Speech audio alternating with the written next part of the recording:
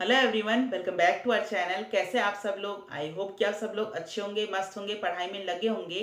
तो आज हम थर्ड लेक्चर के ऊपर पहुंच गए इवोल्यूशन चैप्टर के, जिसमें हम आज पढ़ने वाले हैं मैकेनिज्म ऑफ इवोल्यूशन के बारे में, अडेप्टिव रेडिएशन के बारे में और brief account of embryological support, जो कि दिया था हमारे किसने, अर्नेस्ट हैकेल ने। सबसे पहले हम बात करेंगे अडेप्टिव रेडिएशन के बारे में कि अडेप्टिव रेडिएशन इसे टर्म को कहते क्यों है, अडेप्टेशन क्यों टर्म दिया गया इसका नाम, और इसके साथ साथ डाइवर्जेंट इवोल्यूशन का इससे क्या लिंक है, क्या तालमेल है दोनों का, उसके बारे में आज बात करेंगे। डार्विन साइंटिस्ट जो कि हमारे इवोल्यूशन के अंदर मेन रोल प्ले करते, चार्ल्स डार्विन, उन्हें कुछ कुछ स्टेटमेंट्स दी थी, उसके बारे में हम आज बात करेंगे। उनकी कुछ स्टेटमेंट ऐसी थी कि जो फिट रहेगा हमारे एटमॉस्फेयर के अंदर, जो हमारे हैबिटेट के अंदर फिट रहेगा, वही आगे क्या करेगा, सर्वाइव कर सकेगा हमारे इन्वायरमेंट के अंदर। पर कुछ सालों बाद क्या हुआ, कुछ कुछ चेंजेस हुआ, कुछ कुछ यहाँ पे वेरिएशंस देखने को मिले हमारे एटमॉस्फेयर के अंदर, हैबिटेट के अंदर कुछ कुछ वहां पे चेंज हुआ, उनकी बॉडी के अंदर कुछ चेंज हुआ, एम्ब्रियोलॉजिकल कुछ चेंज हुआ। तो बाद में उनका स्टेटमेंट चेंज हो गया कि जो स्ट्रगल कर पाएगा वही आगे एग्जिस्ट कर पाएगा। क्यों उसने ऐसा कहा हमारे डार्विन साहब ने, उसके बारे में हम देखेंगे आज के लेक्चर के अंदर। तीसरा हम बात करेंगे एम्ब्रियोलॉजिकल सपोर्ट के बारे में, जो कि दिया था हमारे अर्नेस्ट हैकेल ने, कि एम्ब्रियोलॉजिकल सपोर्ट के अंदर बहुत से ऑर्गेनिज्म होते हैं, इसके अंदर सेम एम्ब्रियोस क्या होते हैं, पाए जाते हैं स्टेज कब तक के, जब तक वो डेवलप ना हो जाए एडल्ट फॉर्म में। जैसे ही वो एडल्ट फॉर्म में डेवलप होते हैं, कुछ ऐसे फंक्शंस होते हैं उसके अंदर जो सिर्फ और सिर्फ हमारे एक मैमल में पाए जाते हैं, एक ऑर्गेनिज्म के अंदर पाए जाते हैं, बाकियों में नहीं। तो वो कौन कौन चीजें हैं, डार्विन ने क्यों ऐसा कहा था कि जो स्ट्रगल रहेगा वही आगे एग्जिस्ट कर पाएगा, और तो और हमारे डार्विन ने और भी बहुत सारी थ्योरीज दी थी, बहुत सारे पॉइंट्स दिए थे। तो उन सब के बारे में आज हम डेप्थ में जानेंगे इस लेक्चर के अंदर। तो विदाउट कोई डिले आज का अमेजिंग लेक्चर को हम शुरुआत करते हैं।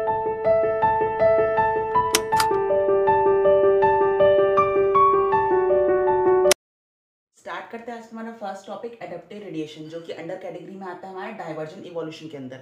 लास्ट क्लास में हमने देख लिया homologous organ, analogous organ, convergent evolution, divergent evolution, एटाविज्म, vestigial organ, connecting link, और एक एग्जांपल देखा था हमने किसका, नेचुरल सिलेक्शन का, जो कि था हमारा इंडस्ट्रियल मैकेनिज्म का। अब हम आ जाते हैं हमारे नेक्स्ट टॉपिक एडेप्टिव रेडिएशन के ऊपर, जो कि एक डाइवर्टेड हमारे एक सबमर्ज पार्ट है हमारा डाइवर्जेंट इवोल्यूशन का। ठीक है, सब पार्ट है। Development of different function structure from a common ancestor is called as adaptive radiation. Same यहाँ पे वही डेफिनेशन लिखी गई है कि डेवलपमेंट होता है हमारे डिफरेंट डिफरेंट अलग अलग फंक्शंस का, पर स्ट्रक्चर सबका क्या रहता है, सेम रहता है। होमोलोगस में भी यही हो रहा था, सेम उनका स्ट्रक्चर था पर अलग अलग डेवलप हो गए थे। एग्जाम्पल हमारा फोर लिम्ब, ठीक है, फोर लिम्ब में जितने भी हमारी बोन्स आती है, मेटाकार्पल, कार्पल, फेलेंजेस, हमारा ह्यूमरस, अन्ना, रेडियस, सारे ऑर्गेनिज्म इंक्लूडिंग मैमल्स के अंदर भी सारी की सारी बोन सेम होती, पर सबका मॉडिफिकेशन क्या है यहाँ पे अलग अलग था, सबका फंक्शन क्या था, अलग अलग था। तो यह आता है हमारा एग्जांपल हमारा एडेप्टिव रेडिएशन का, किसमें, हमारे डाइवर्जेंट इवोल्यूशन के अंदर। The concept of adaptive radiation in evolution was developed by HF. Osborne. Osborne नाम के साइंटिस्ट थे, उन्होंने दिया था हमारा टर्म एडेप्टिव रेडिएशन का हमारे इवोल्यूशन थ्योरी के अंदर। Example Darwin finches of the Galapagos island. इसका सबसे मेन और सबसे अच्छा एग्जाम्पल हमारा क्या है, डार्विन फिंचेस का, जो कि आते हैं हमारे गैलापागोस आइलैंड्स के अंदर। तो सबसे अच्छा एग्जांपल कौन सा आता है, हमारा Darwin finches of the Galapagos island, हमारा किसका, एडेप्टिव रेडिएशन, जो कि आता है हमारे पास डाइवर्जेंट इवोल्यूशन के अंदर। तो डार्विन फिंचेस से क्यों कहते हैं, फिंचेस मतलब क्या हो गया, बर्ड्स की बातें हो जाएगी। तो डार्विन फिंचेस से क्यों कहते हैं उसके बारे में हम देखते हैं। डार्विन सर जो थे हमारे बहुत बड़े साइंटिस्ट है, जिसने इवोल्यूशन का टर्म सबसे मेन इसी पर काम किया था हमारे डार्विन साहब ने। तो उन्होंने क्या सोचा कि काम करता हूँ मैं जितने भी हमारे 7 समुद्र पूरे वर्ल्ड के अंदर है, सबको जगह पर जाके देखता हूँ कि वहां पे क्या क्या एविडेंस मिलते हैं, हमें क्या क्या चेंजेस मिलते हैं हमारे इवोल्यूशन के जरिए, जो आज तक के चला आ रहा है ना। तो कुछ सालों तक उन्होंने वहां कई कई अलग अलग जगह पे रह के रिसर्च की। तो उन्होंने एक आइसलैंड ढूंढा, इसका नाम था हमारा कौन सा, गैलापागोस आइसलैंड। ठीक है, वहां पे वो गए अपनी HMS बीगल शिप से, जो कि जियोग्राफिकल एविडेंस यहाँ पे माना जाता है हमारे डार्विन साहब का। तो जब वो गैलापागोस आइलैंड पे गए ना पहले के टाइम पे, तो वहां पर उन्होंने देखा सारे जो हमारे बर्ड्स थे ना, सारे के सारे हमारे इंसेक्टिवोरस बर्ड्स थे और फ्रूटवोरस बर्ड्स थे, मतलब अधिकतर फ्रूट को खाते थे, अधिकतर हमारे क्या खाते थे, सीड्स को खाते थे। तो उनका जो बीक का साइड, मतलब चोंच की जो साइज रहती है ना, वो सबकी अलग अलग थी। तो उन्होंने उतना ध्यान नहीं दिया उस टाइम पे, उन्होंने देखा सिर्फ इवोल्यूशन ऐसा सा हुआ है। ठीक है, फिर वहां से वो चले गए वापस। कुछ सालों बाद जब वापस वो रिविजिट करने के लिए सारे जगह पे जहाँ पे वो गए थे लास्ट ईयर, तो वहां पर उन्होंने क्या देखा कि जो बर्ड्स है ना हमारी, वहां पे इंसेक्ट धीरे धीरे क्या हो रहे थे, खत्म हो रहे थे। फ्रूट भी धीरे धीरे खत्म हो रहे थे, क्योंकि कभी सूखा पड़ जाता, कभी ड्राफ्ट पड़ जाता था, मौसम का कुछ अलग प्रॉब्लम था, कुछ सीजनल फंक्शन वहां पे नहीं था ट्रीज के अंदर। तो वहां पे फूल झड़ रहे थे, फ्रूट नहीं आ पाते थे। तो ये सारी चिड़िया थी, उनको लगा वो मर जाएगी, देखने के लिए गए वापस वो गैलापागोस आइलैंड के ऊपर। तो उन्होंने क्या देखा, जो हमारी बर्ड फूड और इंसेक्टिवोरस थी, हमारी फ्रूटवोरस थी, उन्होंने देखा कि कुछ वहां से बर्ड ना अलग अलग फंक्शन में डिवाइड हो गए, स्ट्रक्चर उनका क्या होगा, डिवाइड हो गया है। फंक्शन बिल्कुल वही है, खाना चोंच से ही है उनको, पर चोंच का जो शेप है ना, स्ट्रक्चर जो है वो चेंज हो गया, देख सकते हैं। कुछ ऐसी बर्ड्स थी वहां पे जो कैक्टस को फीड करने लग गई थी फ्रूट की जगह। तो कैक्टस फीडर की जोश देख ले आप, थोड़ी मोटी सी बनी, तो नोकीली अलग टाइप की बनी हुई है। कुछ ऐसी थी जो ट्री ड्रिवर थी, मतलब ट्री के अंदर से रस निकालने वाली चीजें थी, ट्री के ऊपर जो इंसेक्ट रखते उसको खाने वाली थी, तो उनके चोच का साइज कुछ अलग हो गया फिंचेस।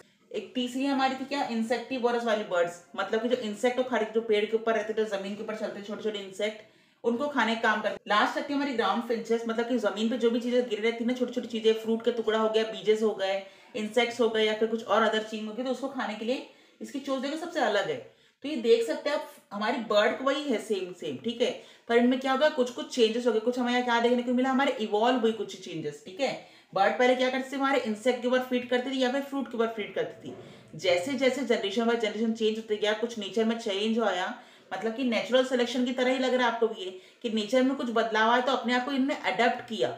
इसलिए इसका टर्म दिया हमें एडेप्टिव रेडिएशन, कि अपने आप को उन्होंने उस माहौल में ढाला। बोलते हैं कि अपने आप को कभी कभी माहौल में ढाल लेना चाहिए।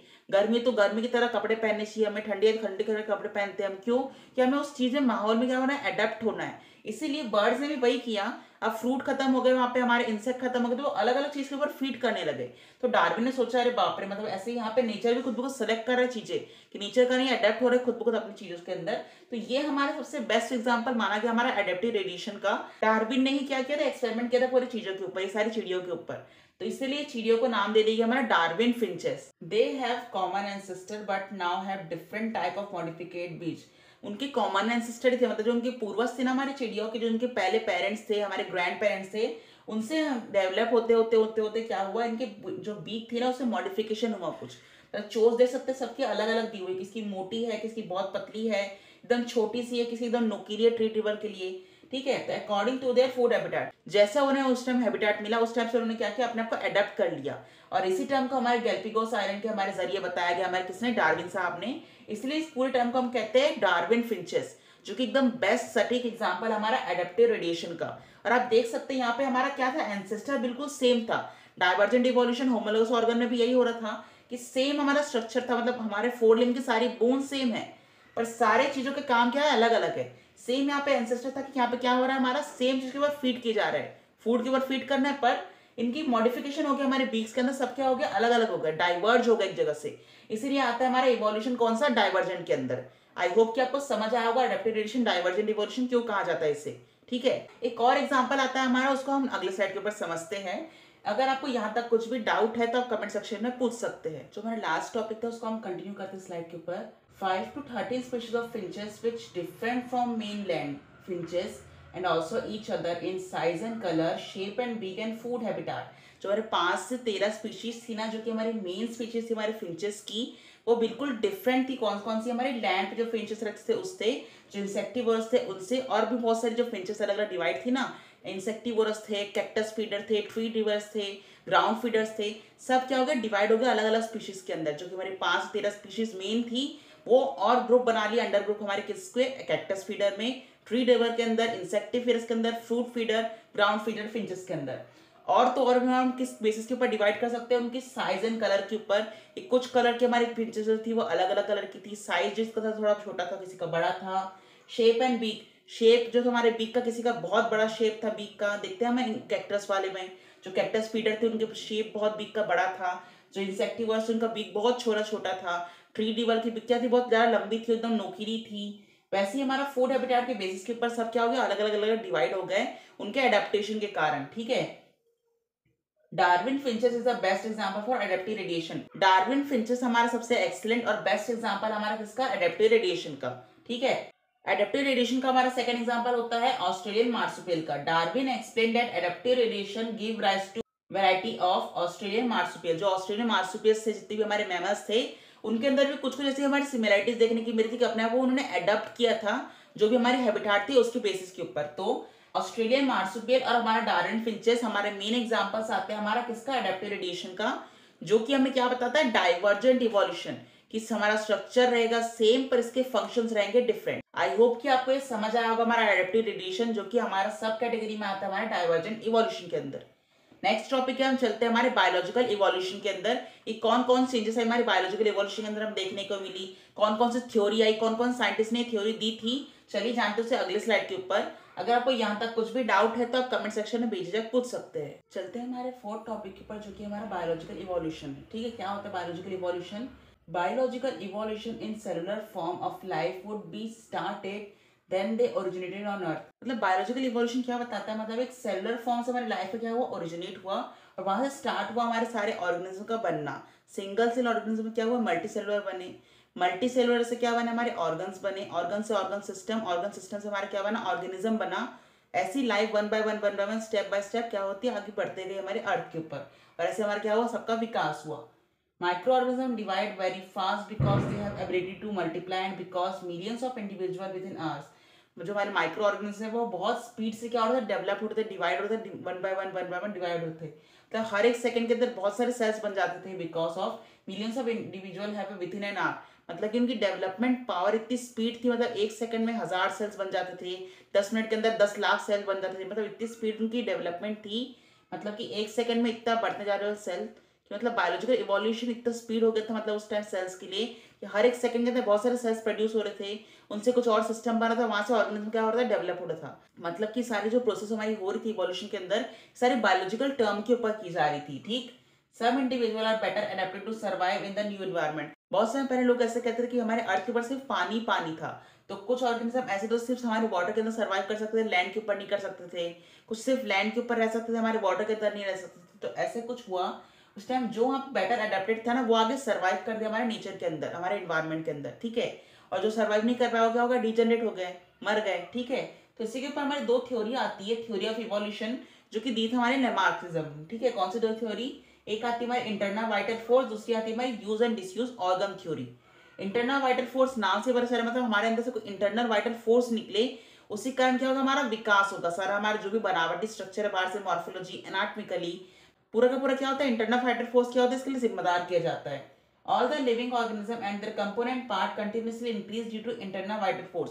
जितनी भी हमारी बॉडी में सारी हमारी कल ऑर्गेनिज्म के अंदर जितनी पावर होती है, जितने भी सारे पार्ट्स होते हैं, सबके अंदर एक कुछ ना कुछ फोर्स होती है, कुछ ना कुछ ऐसी खूबी होती है, कुछ ना कुछ ऐसी पहचान होती है उनके अंदर, कुछ ऐसी फोर्स पाई जाती है, कुछ ऐसी पावर पाई जाती है इंटरनल वाइटल फोर्स के हिसाब से, कि जो हमारी बॉडी के अंदर हमारे ऑर्गेनिज्म को विकास करने में, आगे बढ़ने में क्या करती है, फ्यूचर में हेल्प करती है। दूसरी क्या आती है, use and disuse organ theory. ये थ्योरी के नाम से पता चल रहा है, यूज एंड डिसयूज ऑर्गन, मतलब कि अधिकतर अगर आप कोई इस्तेमाल करेंगे कोई अपने ऑर्गन को ज्यादा से ज्यादा, तो वो क्या होगा, ज्यादातर विकास होगा आगे जाके। ठीक है, और जल्दी जल्दी क्या होगा, उसमें विकास होगा, ग्रोथ की जाएगी। वही बताते हैं example, if the organ is continuously use, अगर वो ऑर्गन ज्यादा ज्यादा यूज किया जाएगा continuously, it would be better development, वो ज्यादा क्या होगा, हमारा डेवलप होगा। जैसे सबसे ज्यादा हम इस्तेमाल करते हैं हमारी बॉडी में किस ऑर्गन का, हमारा ब्रेन का इस्तेमाल करते हैं, तो ब्रेन का ज्यादा से ज्यादा क्या हो रहा है, विकास हो रहा है। मतलब हम हर टाइम पे कुछ ना कुछ नई चीजें सीखते रहते हैं। ठीक है, हर टाइम हमारा ब्रेन जो है वो धीरे धीरे और बढ़ते जाता है विकास के रूप में। Whereas disuse of organ result in the degeneration, पर अगर हम कोई चीज का इस्तेमाल नहीं करेंगे तो क्या हो जाएगा, वो डीजनरेशन हो जाएगी। हमने लास्ट क्लास में देखा था हमारा वेस्टिजियल ऑर्गन्स के बारे में, उसमें अगर एग्जांपल लूं मैं तो वेस्टिजियल ऑर्गन में आता है हमारा अपेंडिक्स आ जाएगा, वेस्टिम टीथ आ जाएगा, टेल बोन आ जाएगी। ठीक है, जो कॉक्साई के आखिर में रहते हैं, सैक्रम कॉक्साई के पास। तो ये तीनों को इतना अभी कुछ काम नहीं है हमारे पास, तो अगर हम उसको इस्तेमाल कर ही नहीं रहे वैसे तो वो धीरे धीरे क्या होता है, डीजनरेशन हो जाती है, मतलब डीजनरेट हो जाएगी धीरे धीरे आगे के फ्यूचर के लिए। इस पॉइंट के लिए हमारा सबसे बेस्ट एग्जांपल आता है हमारा जिराफ की नेक, जो कि दिया था हमारे लेमार्किज्म के अंदर, कि जिराफ ने अपनी गर्दन को इतना ज्यादा स्ट्रेच कर लिया था, जो कि हमारे एनवायरमेंटल कंडीशन, जो एडेप्टेशन के यूज के हिसाब से था, जो कि यूज एंड डिसयूज थ्योरी के हिसाब से था। मतलब कि जिराफ क्या करते, सबसे पहले हमारे जो जिराफ थे बहुत शॉर्ट नेक वाले थे, मतलब एकदम छोटे छोटे नेक के थे, वो क्या करते थे, हमारे पेड़ों की जो पत्तियां थी ना उसके ऊपर फीड करते थे। पर जैसे जैसे पेड़ों की हाइट बढ़ी तो उनका क्या हो गया, हमारा हैबिटेट कुछ कुछ चेंज हुआ जिराफ का, तो उस पेड़ को छोड़ किसी और पेड़ पे फीड करने लगे। अब उनकी गर्दन यहाँ पे पेड़ और थोड़ा ऊपर है, तो उनको क्या करना पड़ा, अपने गर्दन के नेक को स्ट्रेच करना पड़ा। तो स्ट्रेच करते करते क्या हुआ, एक टाइम करके जैसे जैसे गर्दन स्ट्रेच हो गई जिराफ की, तो वैसे वैसे क्या हुआ, हमारे जो इलोंगेशन हुआ हमारे बोन की जो रहती है ना, सर्वाइकल बोन, जो 7 हड्डियां रहती है हमारी नेक के अंदर, वो भी क्या हुआ, इलेंगुएट हुए हमारे करते जिराफ के नेक के अंदर। उससे क्या हुआ, जो अगला जनरेशन आया हमारे जिराफ का, जो न्यू यंग्स आ गए हमारे उनसे, तो उनके अंदर भी देखा कि जिराफ की जो नेक थी ना वो ऑटोमेटिकली इलोंगेशन के रूप में आ रही थी। मतलब उन्हें इतना फोर्स नहीं लगाना पड़ा, उन्हें इतना इंटरनल वाइडर फोर्स नहीं लगाना पड़ेगा, क्योंकि जो इनके मदर फादर थे उनसे वो डेवलप हुए ना आगे जाके, तो उनके जीन उसके अंदर भी कॉपी किए जाएंगे, तो उनके अंदर भी सेम मात्रा में क्या होगी, नेक की ऑटोमेटिकली ग्रोथ की जा रही थी। तो यही लेमार्किज्म बताते हैं कि जिराफ ने क्या किया, अपने जो नेक वाले ऑर्गन है ना उसको बहुत ज्यादा यूज किया, तो उन्होंने क्या देखा क्योंकि गर्दन बहुत ज़्यादा स्ट्रेच हो गई। और अभी के जनरेशन के अंदर सबसे लॉन्गेस्ट हमारा एनिमल के अंदर आती है हमारी नेक किसकी, जिराफ की आती है। ठीक है, ये हमारा बेस्ट एग्जांपल था हमारा use and disuse organ theory का, जो कि दिया था हमारे लेमार्किज्म के अंदर। किसका, जिराफ की नेक का। यहाँ पे होता है हमारा बायोलॉजिकल इवोल्यूशन कंप्लीट। इसके बाद कुछ और हमारे इंपॉर्टेंट पॉइंट उसको हम अगली स्लाइड के ऊपर देखते हैं।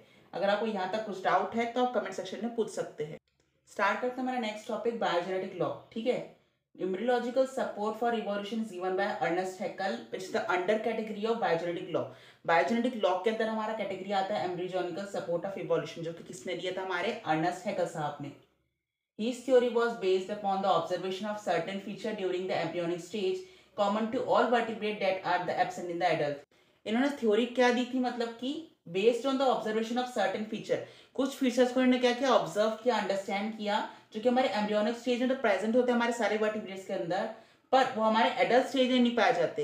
एग्जांपल कौन कौन से, embryos of all vertebrates including human develop a row of vestigial gill slit just behind the head, but it is a functional organ only in fishes and had not found in any other adult vertebrates। क्या बता रही है हमारी definition, कि सारे embryos के अंदर हमारे जो वर्टिब्रेट्स हो गए या फिर हमारे ह्यूमंस हो गए, सबके अंदर हमारी क्या होती है, हेड के पीछे साइड में क्या होता है, हमारे behind the head region vestigial gill slit पाई जाती है। जो हमारी वेस्टिजियल गिल स्लिट होती है ना, वो हमारे हेड के बिल्कुल पीछे साइड पाई जाती है हर ऑर्गेनिज्म के अंदर, हर एक वर्टिब्रेट्स के अंदर। पर ये सिर्फ उसमें प्रेजेंट होती है, पर कोई इनका फंक्शन नहीं होता। सिर्फ मेन फंक्शन किसमें होता है, हमारा फिशेस के अंदर, हमारे गिल स्लिट्स का। The vertebrate share some characteristics during the embryonic stage. हमारे जो वर्टिब्रेट्स है ना, वो कुछ कुछ कॉमन कैरेक्टर क्या होता है, शेयर करते हैं हमारे किसमें, एम्ब्रियोनिक स्टेजेस के अंदर। ये दिया था हमारे अर्नेस्ट हैकेल ने। फिर क्या हुआ, हमारी थ्योरी क्या हो गई, डिस्प्रूव हो गई। किसने किया, but this embryological support for evolution was disapproved by the colonel Ernst von Baer. जो हमारे अर्नेस्ट वॉन बियर सर थे, उन्होंने क्या किया, इसे डिसअप्रूव किया हमारे एम्ब्रियोलॉजिकल सपोर्ट जो कि इवोल्यूशन के अंदर आती है। The embryos never pass through the adult stage of other organism or animal. The embryos of one species never resemble the adult of another species। उन्होंने बताया कि कोई भी एम्ब्रियो जो है हमारा एक तरीके का नहीं दिखता। हर एक एम्ब्रियो क्या होता है, अलग अलग फीचर्स रहते हैं उसके अंदर, अलग अलग मॉडिफिकेशन रहता है, अलग अलग एनाटॉमिकल नेचर रहता है उनका। जरूरी नहीं कि हर एक ऑर्गेनिज्म के अंदर गिल स्लिट प्रेजेंट हो, किसी के अंदर नहीं भी हो सकता है, एब्सेंट हो सकता है। तो यहाँ पे वो थ्योरी क्या हो गई हमारी, अर्नेस्ट हैकेल की रॉन्ग कर दी। किसने, हमारे अर्नेस्ट वॉन बियर सर ने। क्लियर, आई होप कि आपको समझ आया होगा बायोजेनेटिक लॉ क्या होता है। चलते हैं हमारे अगले टॉपिक पे, हमारे नेक्स्ट स्लाइड के ऊपर। अगर आपको यहाँ तक कुछ भी डाउट है इस टॉपिक के अंदर, तो आप कमेंट सेक्शन में नीचे लिखकर पूछ सकते हैं। अब हम स्टार्ट करते हैं आज के लेक्चर का हमारा लास्ट टॉपिक, मैकेनिज्म इवोल्यूशन, जो कि आता है हमारा अंडर कैटेगरी नेचुरल सिलेक्शन और सर्वाइवल ऑफ फिटेस्ट।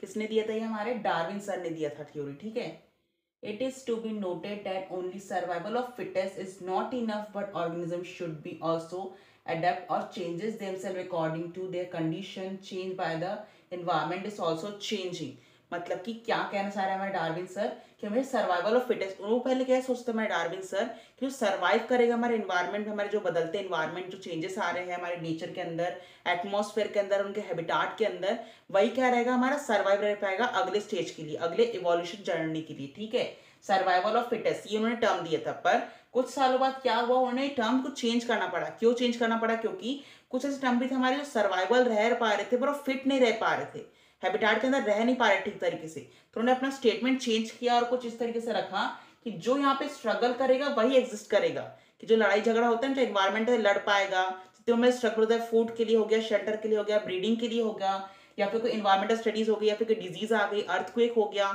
ये सारी कंडीशन, ये सारी जो मुसीबत से बच के जो आगे जाएगा, वही ऑर्गेनिज्म क्या रहेगा, यहाँ पे सर्वाइव रह पाएगा। तो उन्होंने बाद में क्या टर्म दिया, Darwin was also formulated that the struggle for existence, जो अपने लिए स्ट्रगल करेगा वही आगे स्पीशीज क्या होगी, एग्जिस्ट की जाएगी। उन्होंने टर्म कब पोस्टुलेट किया था, हमारे 1900 के अंदर टर्म पोस्टुलेट किया था। ठीक है, Darwin also talking about mutation are random and directionless. Darwin ने बताया था कि जो म्यूटेशन होता है हमेशा रैंडम या डायरेक्शनल लेस ही होता है। मतलब रैंडम मतलब क्या होता है, अचानक से हो गया, या फिर डायरेक्शन मतलब किसी भी डायरेक्शन में डायरेक्शन लेस होता है हमारा कौन, म्यूटेशन।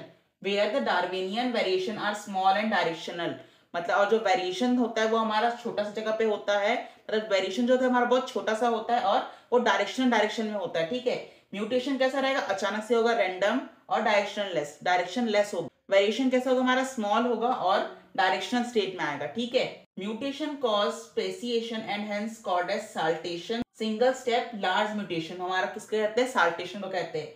मतलब क्या बताया डार्विन ने कि म्यूटेशन के कारण क्या हुआ, स्पेसिएशन हुआ, मतलब स्पीशीज में कुछ क्या हुआ, चेंजेस हुआ, उस टर्म को उन्होंने नाम दे दिया सैल्टेशन। इसका मतलब होता है सिंगल स्टेप में लार्ज म्यूटेशन, मतलब कि एक छोटे से सेल को, एक छोटे से जीन को चेंज करने से बहुत बड़ा वेरिएशन आ गया है। तो यहाँ पे हम देख सकते हैं म्यूटेशन हमेशा अचानक से होता है। कभी कोई अचानक से सेल आ गया, हमारा कैंसर था हमारे बॉडी के अंदर, अभी तक जनरेशन में नहीं था, पर अचानक से किसी बॉडी गलती से आ गई कुछ कॉन्टेक्ट से, फ्लूइड कॉन्टेक्ट से या फिर कुछ अलग कॉन्टेक्ट से आ गया, तो रैंडमली अचानक से कहीं आ गया अलग डायरेक्शनल लेस से, ठीक है। उसे कारण क्या, वो वेरिएशन छोटा सा हुआ और डायरेक्शनल वे में चला, मतलब कि से माना जाता है कि जेनेटिक डिसऑर्डर रहता है हमारा parental by parental, generation by generation आगे बढ़ती, पर कभी कभी ऐसा होता है कि वो जनरेशन में आ नहीं सकती, 2-3 जनरेशन छोड़ के फिर चौथे जनरेशन में आती है।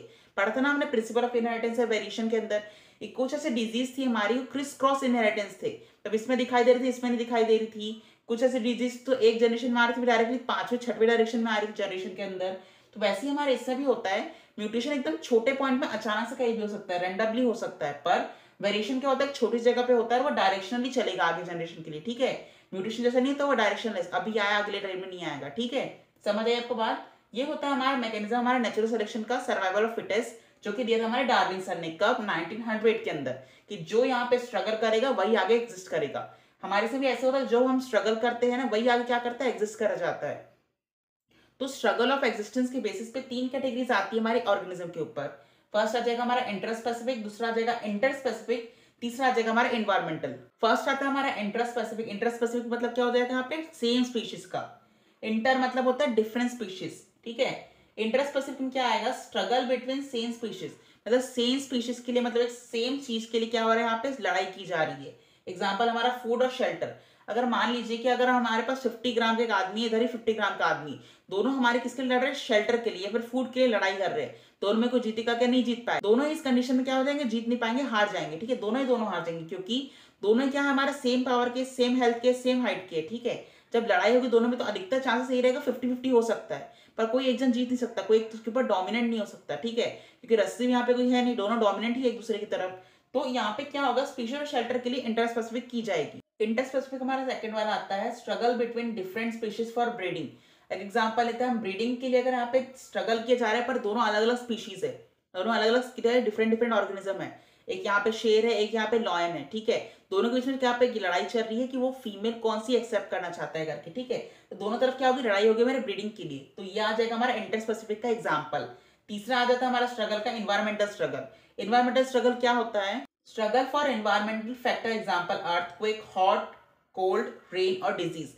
अगर आपको यहाँ पे कोई स्ट्रगल यहाँ पे करना है इन्वायरमेंट के अंदर, तो इन्वायरमेंट तो पता ही आपको अचानक से हमें अनप्रिडिक्टेबल कुछ ना कुछ देते रहता है हमेशा, नेचर का कोई भरोसा नहीं, कभी भी कुछ भी हो सकता है नेचर के अंदर। तो अर्थक्वेक कभी भी आ सकता है, अचानक से कितनी ठंडी पड़ जाएगी, इतनी गर्मी हो जाएगी, अचानक से एकदम बारिश हो जाएगी, एकदम तूफान मच जाएगा, डिजीज आ जाएगी, जैसे भी कोविड-19 आई थी, और भी कुछ यहाँ पे डिजीज आ सकती है, फ्लू आ सकते हैं, ठीक है। तो इस कंडीशन में भी क्या हो सकता है, ये भी एक तरह का स्ट्रगल है कि इनसे भी बच के जो आगे निकल के वो क्या हो जाएगा, इसमें अडेप्ट हो जाएगा, ठीक है। एडेप्टेशन के कारण क्या होता है, ऑर्गेनिज्म आगे जनरेशन में क्या हो सकता है, ट्रांसफर किया जा सकता है। वैसे ही स्ट्रगल फॉर एग्जिस्टेंस, मतलब जो भी स्ट्रगल करेगा, ये तीनों चीजें से स्ट्रगल कर जाएगा, वही आगे जनरेशन में क्या होगा, हमारे ट्रांसफर किया जाएगा, वही सारे जीन्स, मतलब जो ताकतवर जीन रहेंगे, जो हेल्दी उसके स्ट्रगलिंग जीन रहेंगे ना, वही आगे जनरेशन में क्या होगा, पेरेंट के बारे ऑफस्प्रिंग के अंदर ट्रांसफर की जाएंगे। यहाँ पे होता है हमारा आज का लेक्चर कंप्लीट। जो मैंने लास्ट लेक्चर में आपको क्वेश्चंस पूछे थे, उसके आंसर मैं आपको अगली स्लाइड के ऊपर रिवील कर दूंगा। ये हमारे लास्ट क्विज के आंसर, आप चेकआउट कर लीजिए, कमेंट सेक्शन में मुझे बताइएगा आपने कितने क्वेश्चन सही किए हैं। फर्स्ट क्वेश्चन था हमारा, प्लांट और एनिमल के बीच का कनेक्टिंग लिंक कौन होता है, तो वहां आ जाएगा हमारा आंसर यूग्लिना। सेकंड क्वेश्चन था हमारा, हमारे अंदर ऐसे कौन से ऑर्गन्स होते हैं जो कि अगर रिड्यूस फॉर्म में अगर बॉडी में प्रेजेंट होंगे आज के टाइम पे, तो उस टाइम को हम क्या कहते हैं, एटाविज्म कहते हैं, ठीक है। होमोलोगस ऑर्गन जो कि डिफरेंट डाइवर्जेंट इवोल्यूशन शो करता है, उसका बेस्ट एग्जांपल हमारा क्या होता है, foldings of bat and human. Last question था हमारा, ओमनी सेलुलर ई सेलुलर, मतलब कि life arises from pre existing cells, ये टर्म हमारा किसने दिया था, लुइस पैस्चर ने दिया था। ये चारों क्वेश्चन थे हमारे इंटरेस्टिंग, जो कि मैंने लास्ट लेक्चर में आपको पूछा था। और इसी के साथ आज का हमारा ये लेक्चर यहाँ पे कंप्लीट होता है। अभी इसके बाद जो हमारा लास्ट लेक्चर होगा ना, इसका इवोल्यूशन फोर्थ वाला, उसमें हम बात करेंगे brief account of evolution of organism का, और origin and evolution of man, कि मैन का इवोल्यूशन कैसे हुआ, कहाँ से हमारा जन्म हुआ। ये तो हमने देख लिया हमारे जन्म कहाँ से हुआ, ओरिजिन ऑफ लाइफ के अंदर, ओरिजिन ऑफ यूनिवर्स के बाद, पर उसके बाद हमारा कैसे जन्म हुआ, सेलुलर फॉर्म, लाइफ कब आई, पूरा डायग्रामेटिक व्यू से हम देखेंगे। हमारे डायनासोर के बाद हमारा लाइफ कैसे हुआ, डायनासोर आके मरे तो मरे क्यों, क्या कारण था डायनासोर के मरने के पीछे, उसको हम देखेंगे अगले लेक्चर के अंदर। और हम देखेंगे हार्डी-वेबर इक्विलिब्रियम के बारे में, जो कि एक टॉपिक हमारा छूट गया आज के लेक्चर का, उसको हम अगले लेक्चर के अंदर कवर कर लेंगे। अगर आपको आज के लेक्चर में कोई भी डाउट है किसी भी टॉपिक के अंदर, तो आप कमेंट सेक्शन में बेझिझक लिखकर पूछ सकते हैं। मिलते हैं अगले लेक्चर के अंदर। Stay safe, stay happy.